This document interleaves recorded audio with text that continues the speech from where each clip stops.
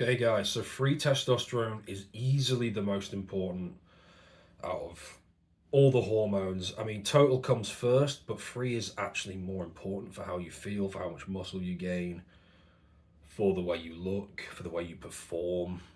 Free is more useful overall than total. You can get a guy who's like 750 total and he's got really low free. He's not going to do as well in life as the guy who's a 500 total and really high free. So this is the first time I've ever really gone into real detail on how to get your free to 2 to 4% of your total. 3 or 4 might be better for a lot of guys. And there's a lot more to it than just taking boron, like a lot of people seem to think. So free testosterone is extremely important, and you want it to be on the higher end of normal. And so yeah, without further ado, this is how you do it. I've got a course coming up, by the way, free testosterone unchained, which I'm very excited about. It's this kind of topic.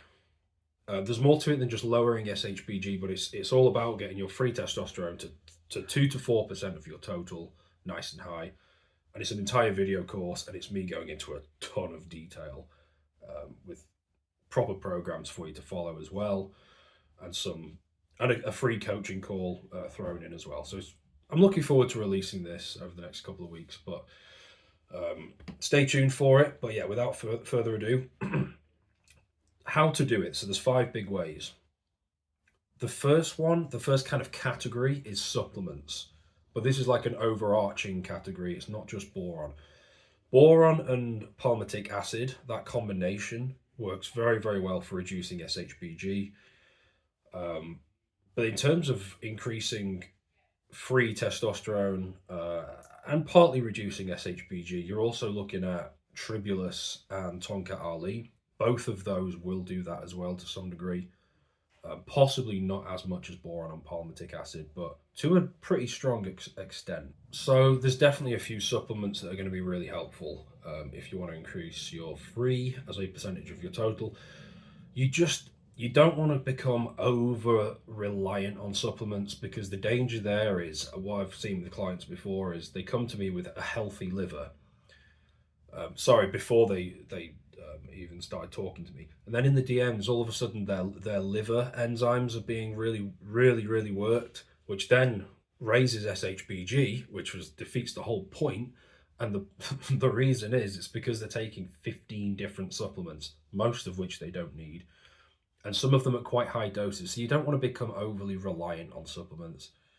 They are called supplements for a reason.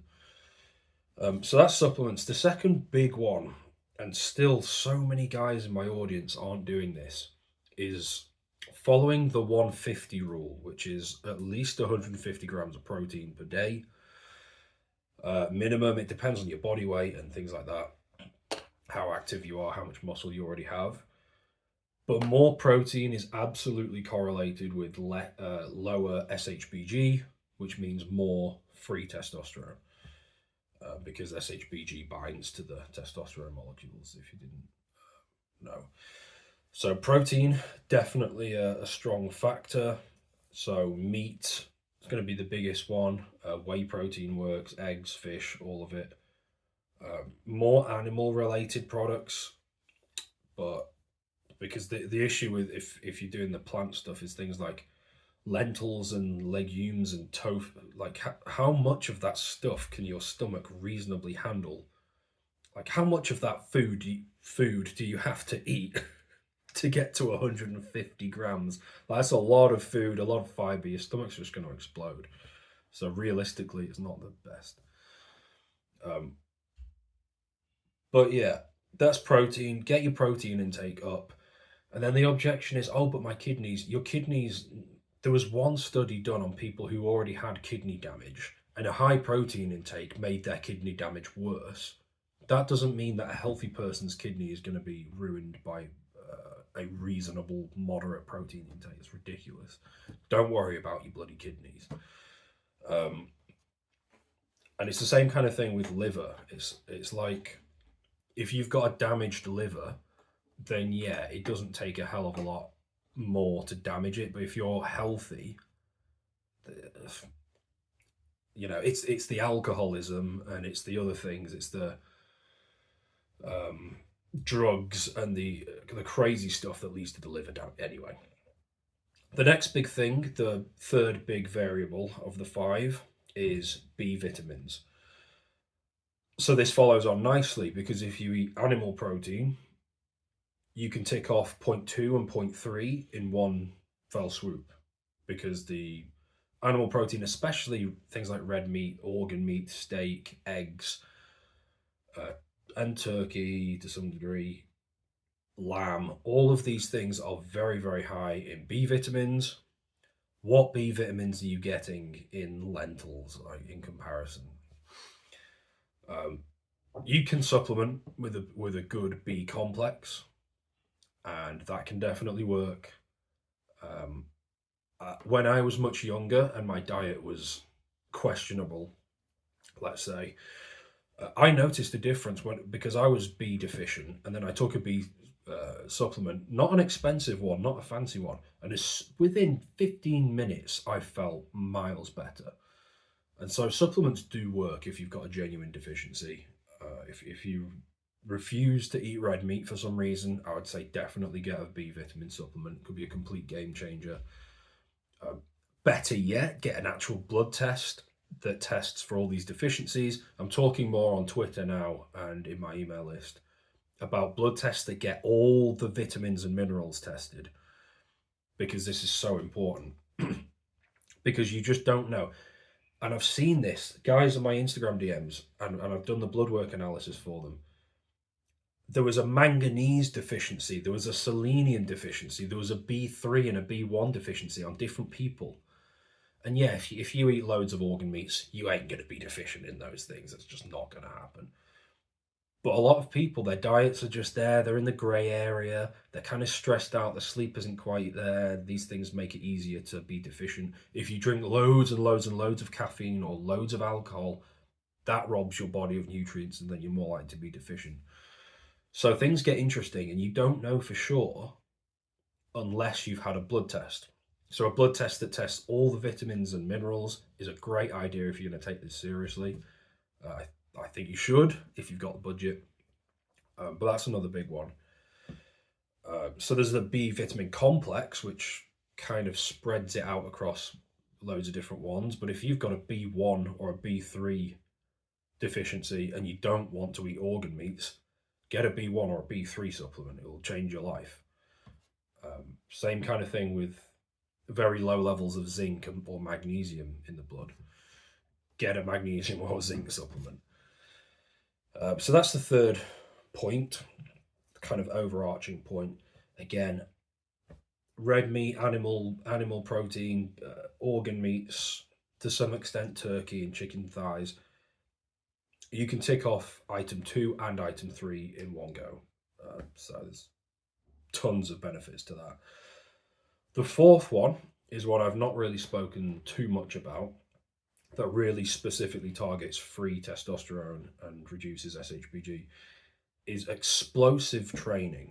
So not necessarily intense training, although intense training, you can't go wrong with that, assuming it's good form, don't get injured.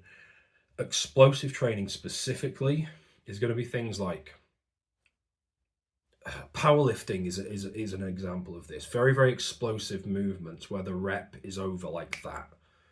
Whereas bodybuilding, trust me, if you want to really break the muscles down and then build them up later on when you're asleep with protein, blah, blah, blah, get the most muscle growth, you want to do slow reps, slow eccentrics, really tear the muscles down.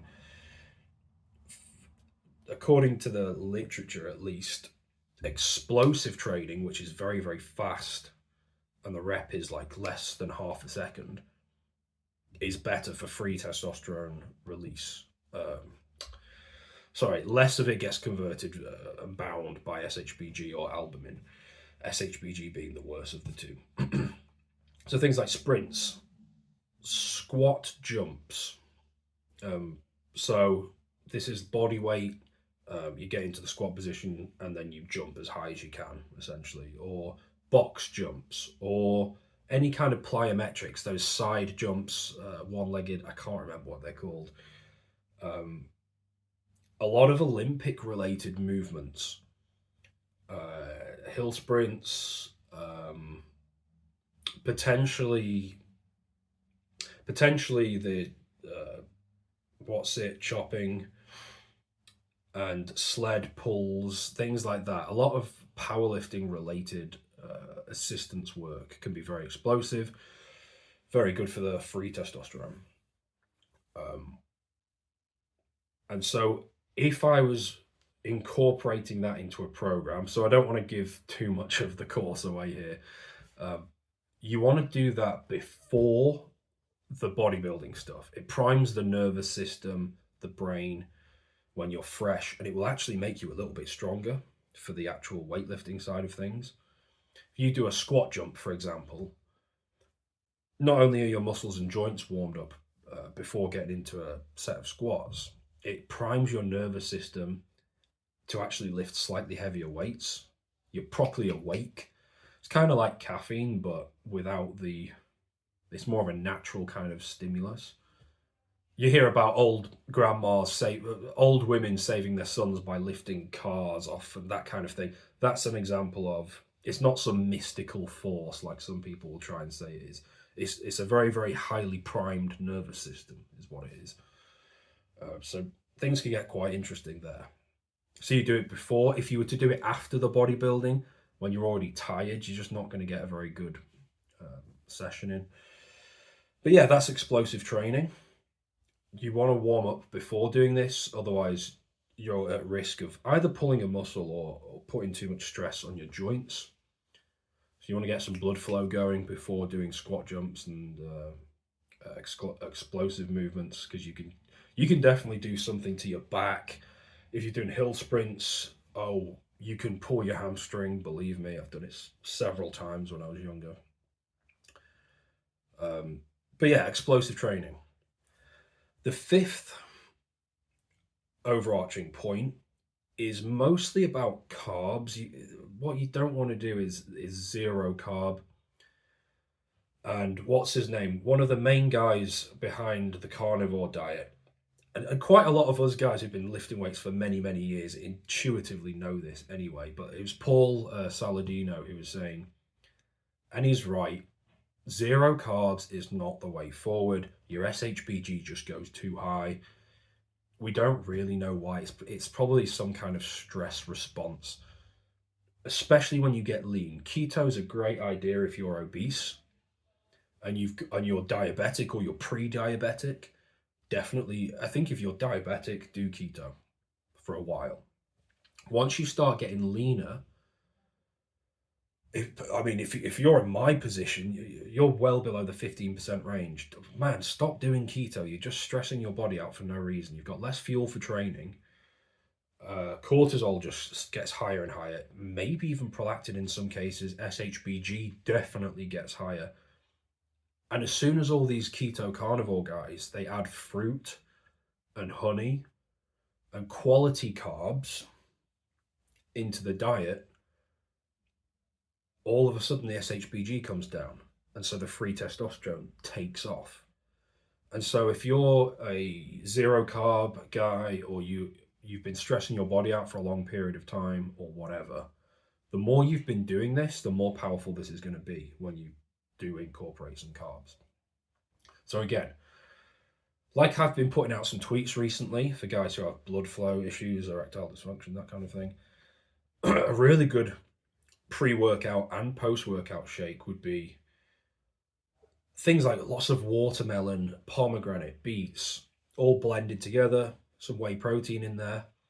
That's an example of really quality carbs that will reduce your cortisol levels and give you the nitric oxide that you need for vascular dilation for the blood flow, and a bunch of nutrients and a bunch of anti-inflammatories, and you've got the whey protein in there as well. So there's tons of benefits to that kind of shake.